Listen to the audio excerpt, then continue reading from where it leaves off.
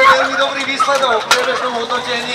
Idú cez Spišskú Sobotu na čelo ženskej kategórie, ale tento útok, dámy a páni, klobúk dole, veru tak, Natália a Viktória išli po boku dopredu a základňa bola vybavená za pár sekúnd, neskutočne to ťahali, Táňa ich povzbudzovala na rozdeľovači som...